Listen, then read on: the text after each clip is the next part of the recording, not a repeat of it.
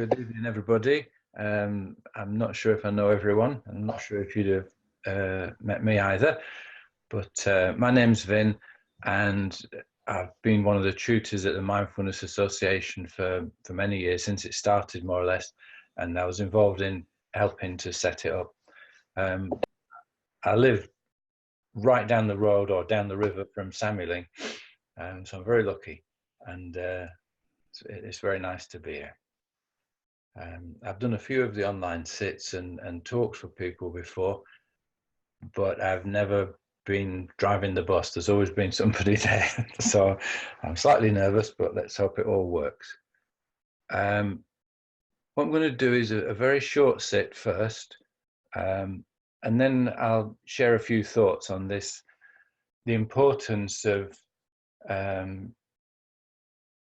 exploring for ourselves why it is we meditate and what it is we're actually doing when we meditate. And then we'll do a practice together. I'll guide us through that. It's going to be basically a resting practice. And then after that, we'll have time for discussion. So that's the plan. Now, I think it's not a power thing. I'm going to mute everyone because if people come in and out of the rooms, or if you get feedback and things, it's maybe disturbing.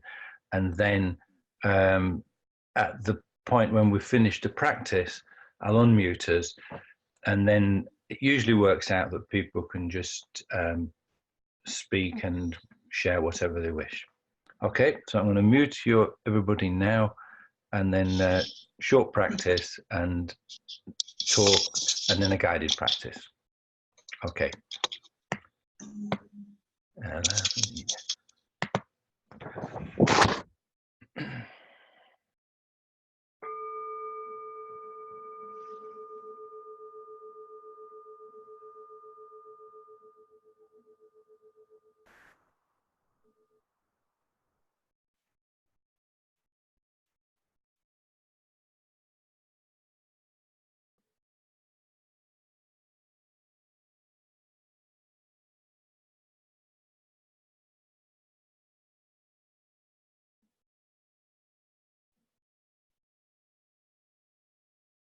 Now, in this very short practice at the beginning, I'd like to try a little experiment.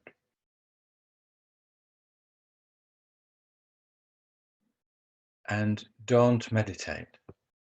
So see what happens if you just make your mind really busy for a moment.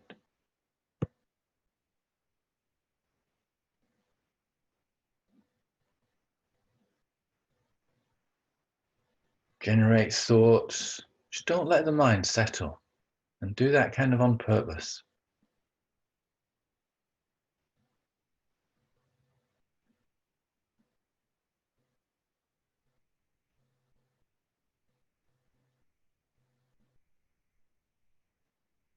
If you notice the mind starting to settle and, resting on your seat, just give it a poke and say, "Oi, think, come on, be busy."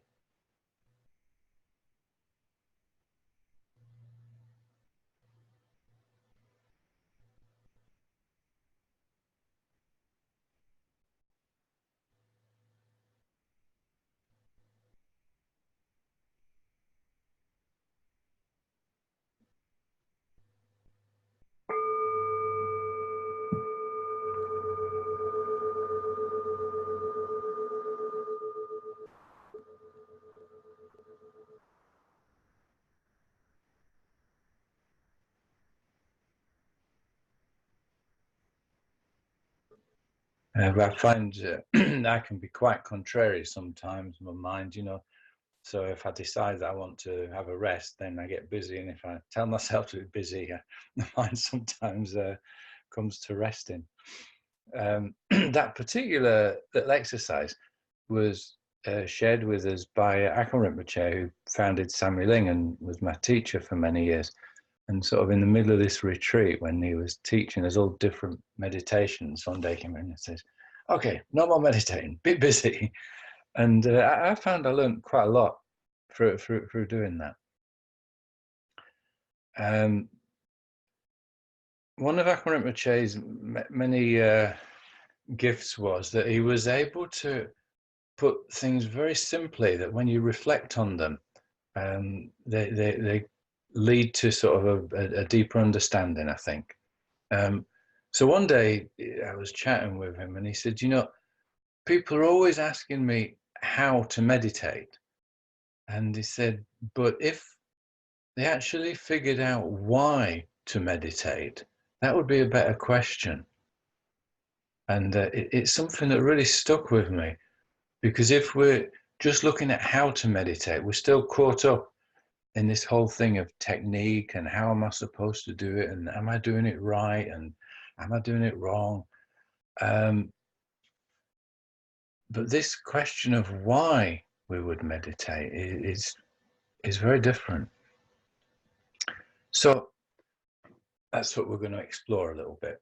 And I do find that when I get clear about why to meditate and what it is that I'm really doing, then it seems to help. So I'll guide a practice along those lines later on. So I sent Jackie a sort of a little bit of information about what I was going to do, and she thought I was going to talk a lot about a Rumi poem. So since that's what she said, it wasn't what I was going to do, but that's what I'll do. I'm going to read the poem and then maybe read it again at the end of the session and see what might have evolved from that. Okay. Out beyond ideas of wrongdoing and right doing, there's a field.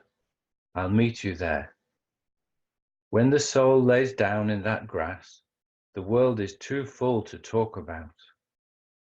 Ideas, language, even the phrase each other doesn't make any sense. The breeze at dawn has secrets to tell you. Don't go back to sleep. You must ask for what you really want. Don't go back to sleep.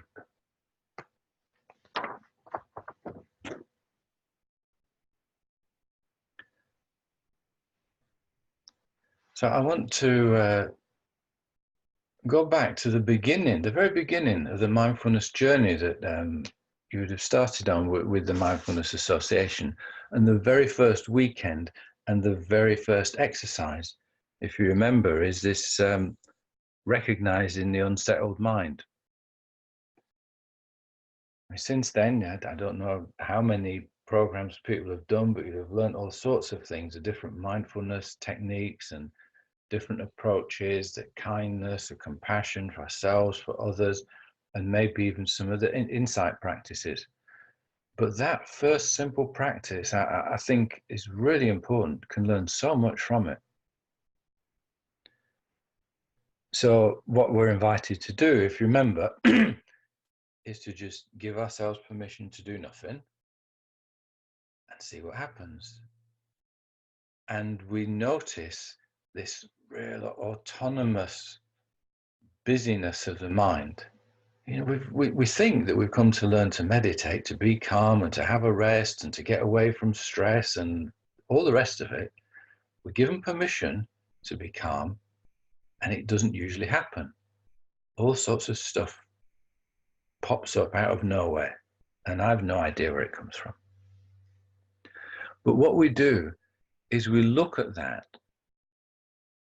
from a position of no particular philosophy.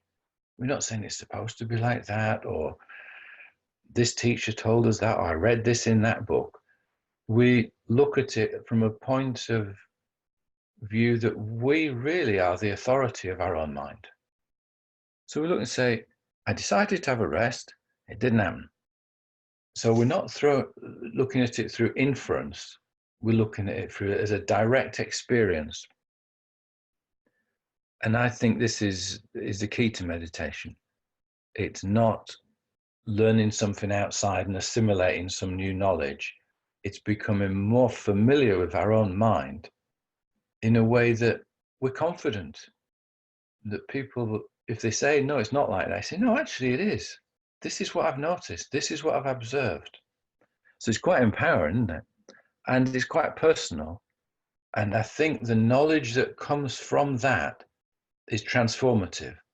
Whereas the knowledge that you kind of assimilate, however cool it sounds, or however profound it sounds, it's usually not there when you need it.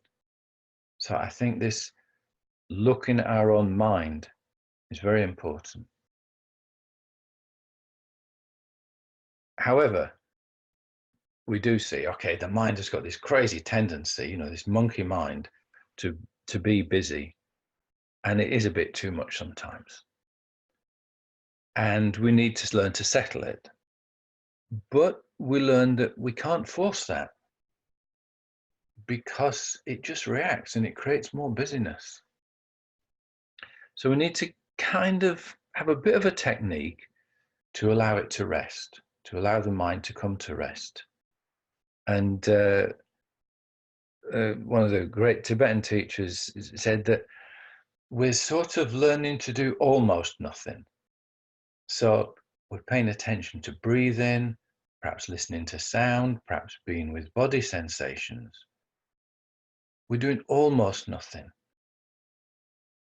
because it's very difficult to do nothing. But these are quite neutral things, and the things that are based on the senses that are always present and that are definitely there. And it does sometimes come to rest. But this use of the support, not as a way of blocking thoughts, pushing them away, is key to meditation, because we don't want to get rid of thoughts, actually. We don't even particularly want to get rid of emotions or sensations. That's part of being alive. But we're changing our relationship with them. That's the thing. So perhaps we're seeing them from a different perspective.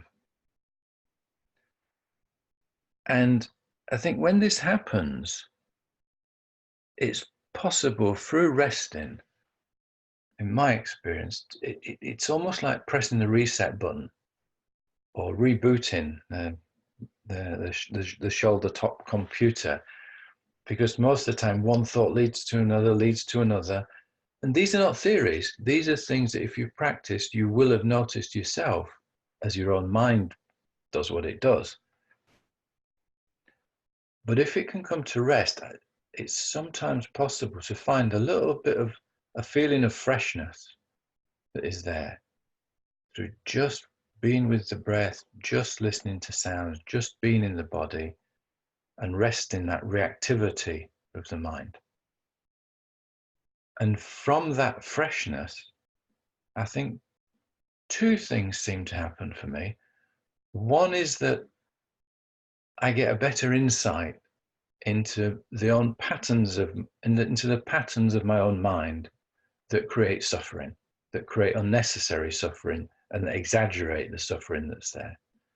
But also from that place of freshness, I get creative ideas that don't seem to emerge when it's just one thought, like waves overlapping and tumbling one after the other.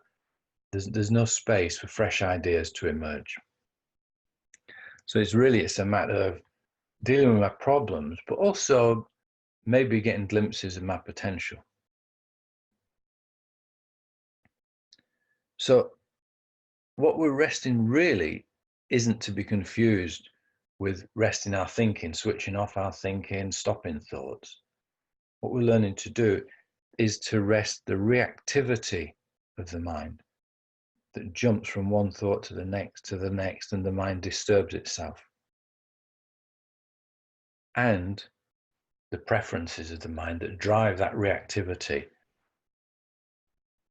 Now, the preferences and the reactivity is very difficult to see when the mind is busy, but when it calms down a little bit, there is this chance of the odd glimpse of seeing what it does, seeing what patterns it follows, and maybe getting a bit of freedom from them.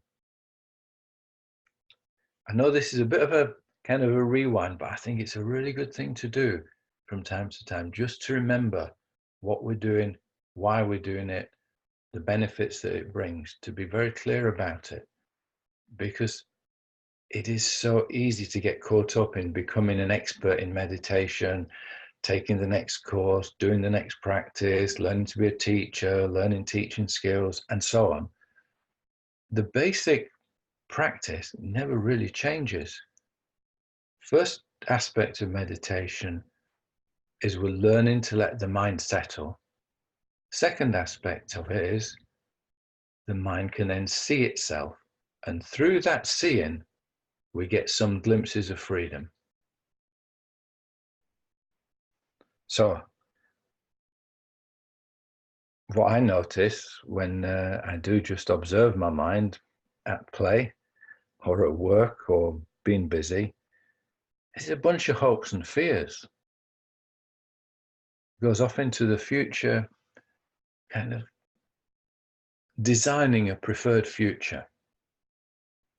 And it gets caught up in fears, oh, if that happens, how am I going to avoid that?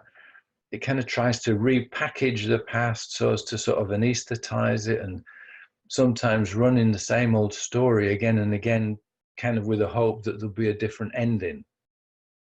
It generates endless busyness based on these hopes and fears. And really it comes back to this preference system of I like this and I don't like that. I like this and I don't like that. And being driven by that.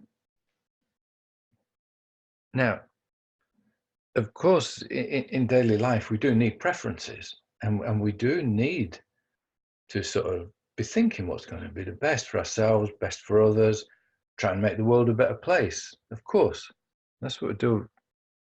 That's part of being human.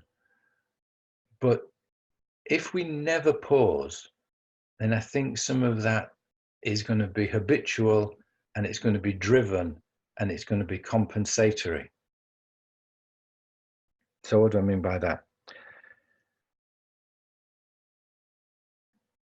It's possible sometimes when I sit to notice an underlying sense of dis-ease, unease, a sense that there's always something about to happen that I have to watch out for, that I can't afford quite to be off duty. I've got to watch out or else everything's going to go a bit wonky. Unable to feel, actually, it's just safe. I could just sit and I could just take some time out. There's plenty to do later, but just for a few moments or a few minutes each day, I could take some time to just rest.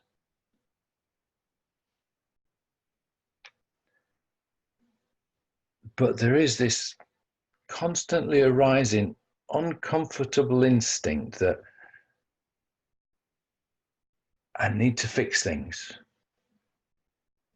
And quite often, I think we try to fix things before we've even felt them. So there's a slightly uncomfortable feeling of an anxiety. And before I know it, I say, oh, what's the remedy? What practice could apply to that? Maybe just do this. Let's try that.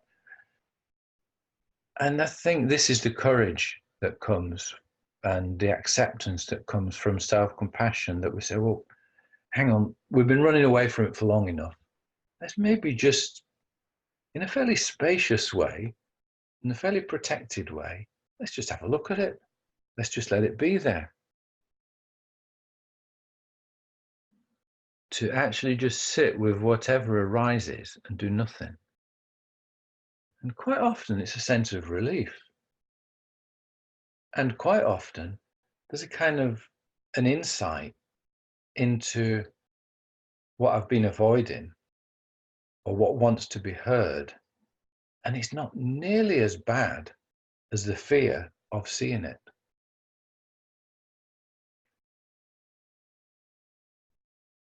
And probably the most important thing is that if I spend all my time kind of avoiding the feeling of discomfort, or being driven by the feeling that there's something that I should be doing, then I never actually see the natural state of mind. But when I do, it's actually okay. And if I'm driven by these preferences just below the surface, then what happens is when I meet other people, when we meet each other, we don't really meet in this field that Rumi talks about, this open space. We meet in this place of, well, I'm hoping that you'll fulfill my preferences and you're kind of hoping that I'll fulfill yours. It's not really an open relationship. It's more of a feeling of compensating for each other's weaknesses and hoping that the other person is going to be how I would like them to be, and vice versa. And it's not a recipe for happiness, to be honest. And I think as well, it plays out in activity that we get engaged in, that if there's a sort of subtle sense of not being good enough or wanting to please people or wanting to impress people, I can get engaged, involved in all sorts of projects that are not really my best dream. They're something that I think I should be doing, I ought to be doing. And so it's a kind of compensatory behavior. So I think with the courage of facing my own mind as it is, then I get some freedom.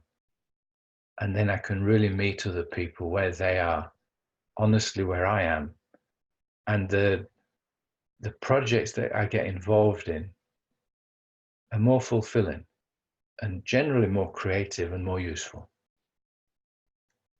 So that's my experience based on quite a long time of trying to figure it all out. And it comes back to just from time to time giving ourselves space to do nothing or to do almost nothing.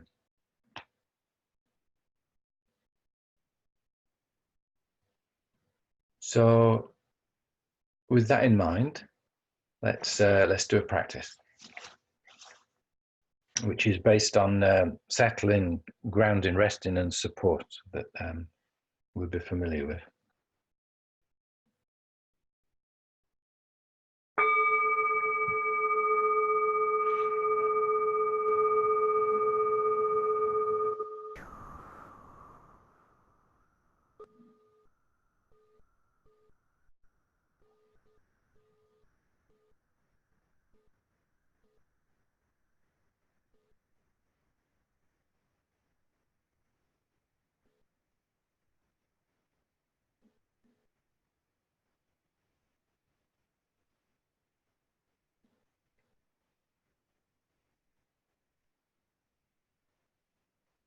So first of all, we find our own sitting position.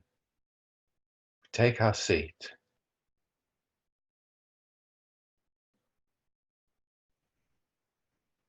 Not in a way of how it's supposed to be to please others or to impress others, but feeling from the inside, does the way that I'm sitting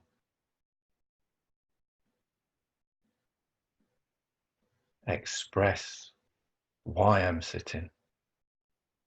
Is there a feeling of dignity? Doesn't have to be perfect, but a feeling that this way of sitting recognizes the importance of practice.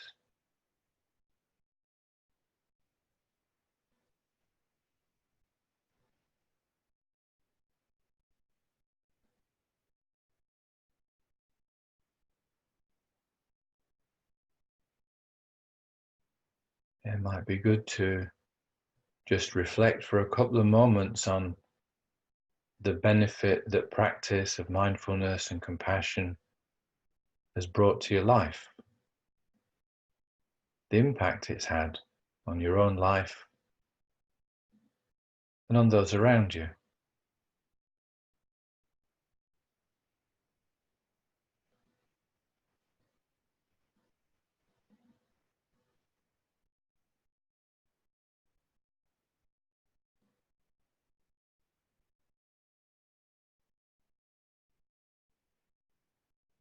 And the intention for this particular practice could be able to have courage and curiosity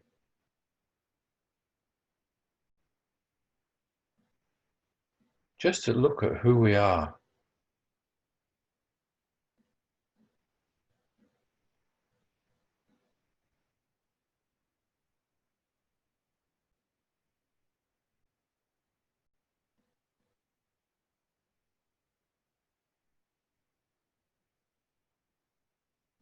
And then we turn our attention to the breathing.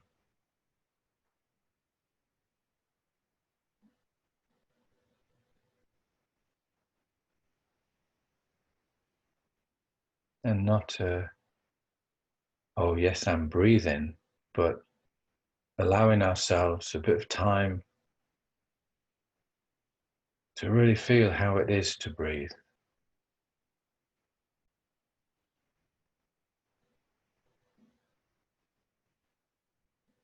To notice in your body right now where the breath goes.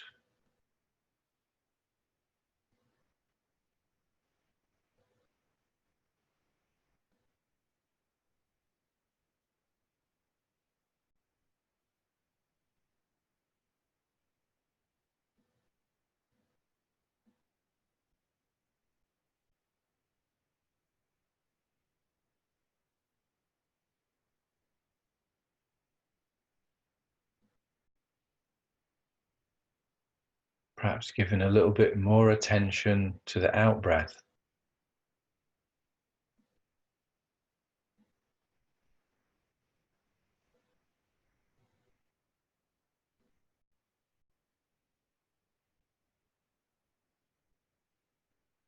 A feeling of release, releasing breath.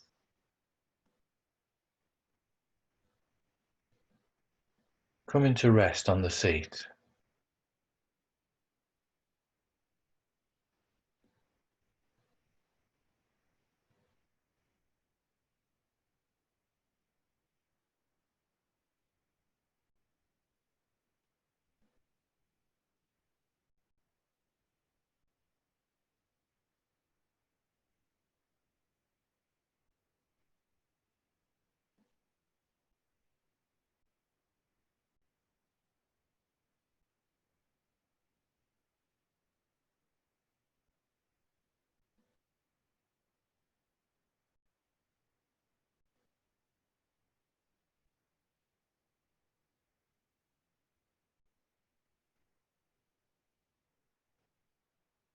Is there any sense of doing more than is needed to just sit here?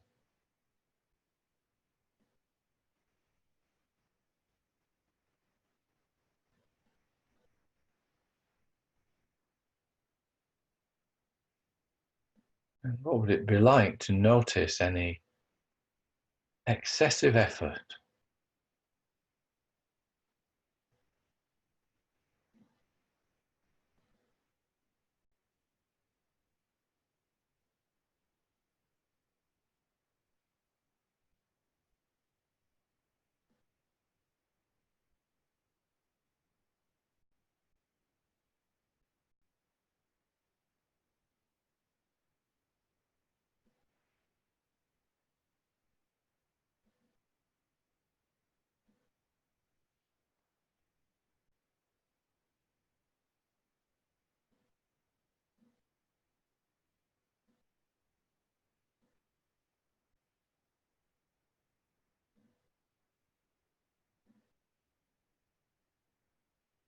Perhaps you could give yourself permission to just be supported by the seat.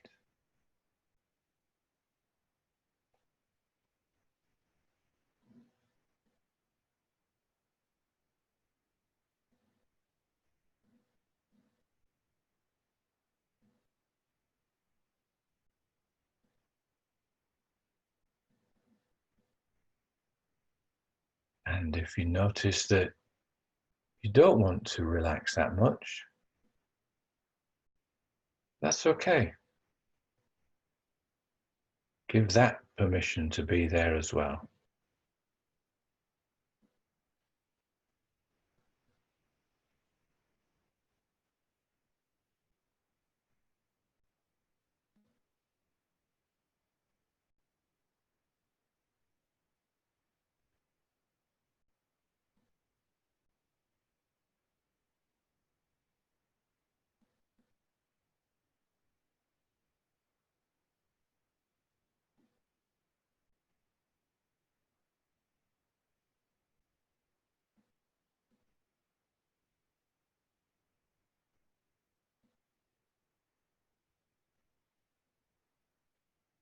noticing how, without any effort on our part, breathing just happens.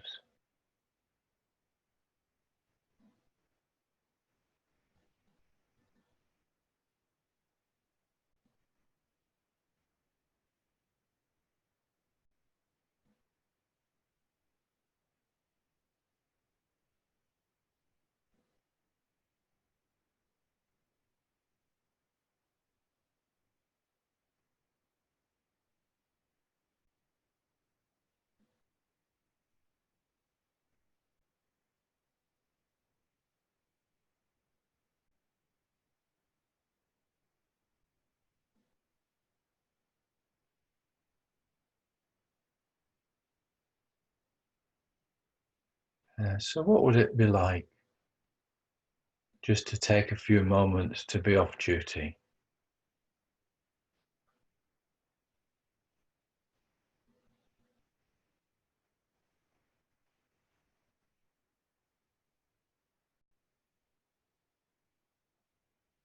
To notice what's happening,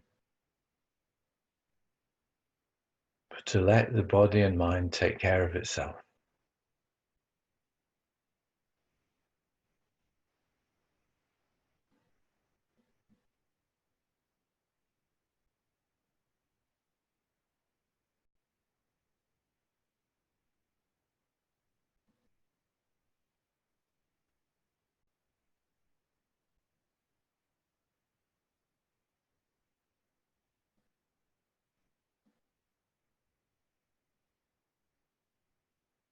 And of course, thoughts, emotions, sensations, sounds will be there.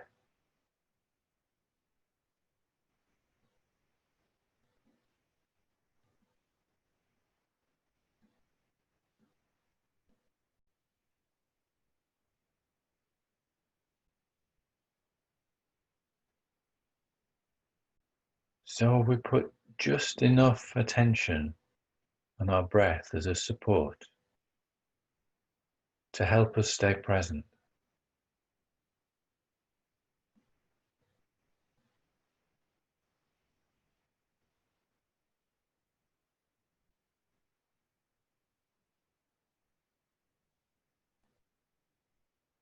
And leave space for everything else to play.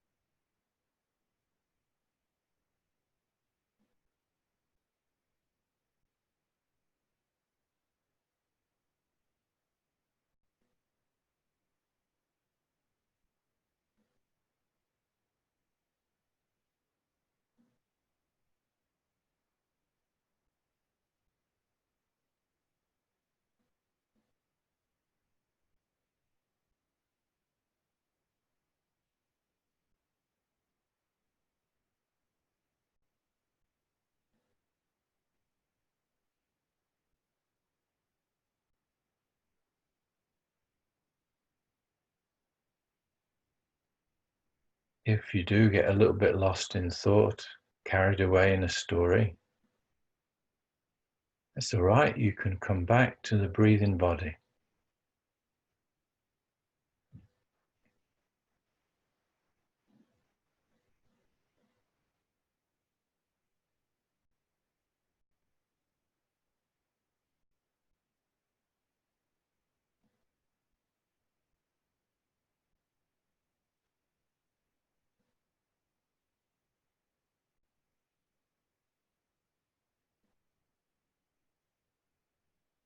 Paying attention to breathing, doing almost nothing, knowing what's happening.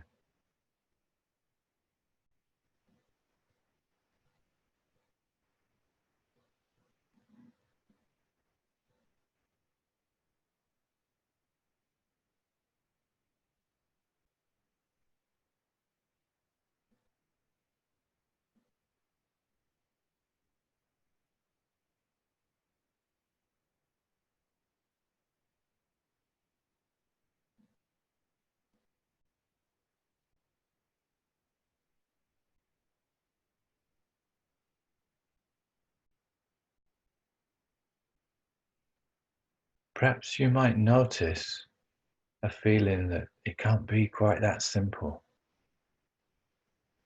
I need to do something, surely.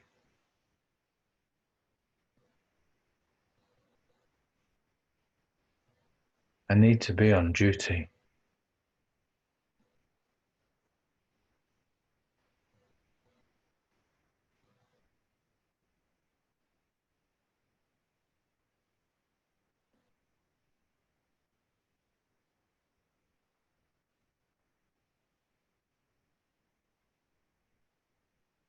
So what would it be like from a place of resting to allow those thoughts and everything else to arise and be there and go? That's what they do.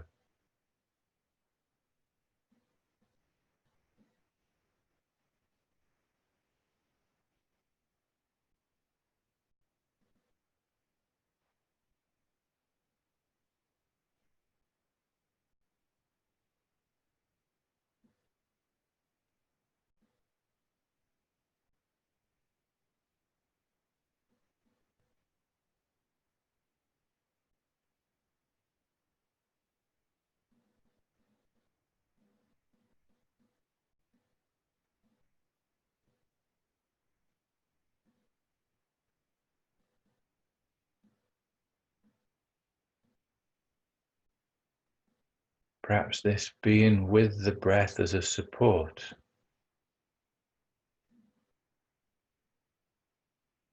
is just giving us something to do so that we don't interfere with the arising, display, and liberating thoughts and emotions that arise.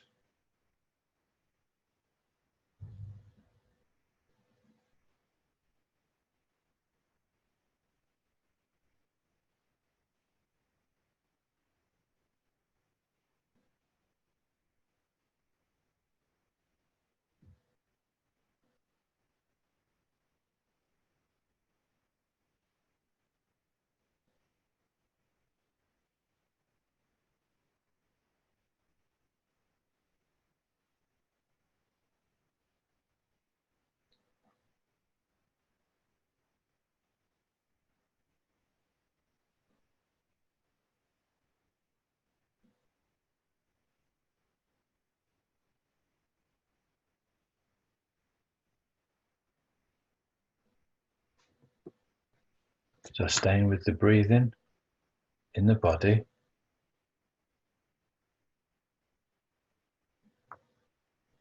Here are the lines from Rumi again.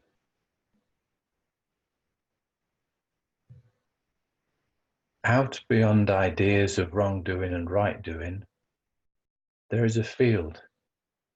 I'll meet you there. When the soul lies down in that grass, the world is too full to talk about. Ideas, language, even the phrase each other doesn't make any sense. The breeze at dawn has secrets to tell you. Don't go back to sleep. You must ask for what you really want. Don't go back to sleep.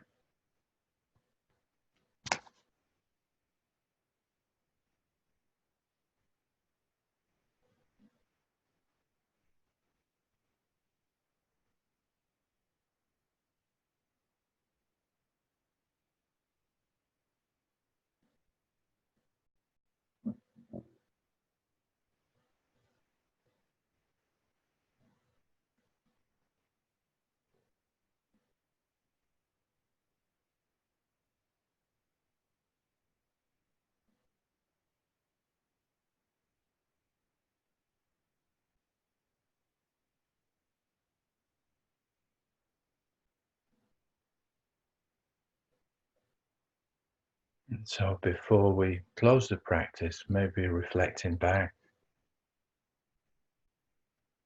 on the experience whatever it was. Appreciating the good fortune we have to be able to practice, and making an aspiration that the glimpses of freedom we have might increase, and that through that we may cause less problems for ourselves and for others, and may we find new ways to benefit ourselves and others.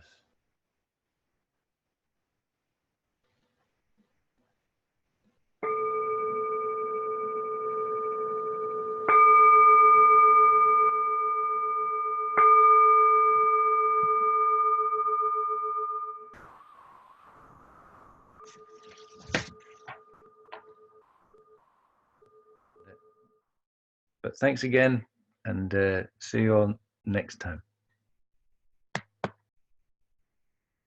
End meeting for all.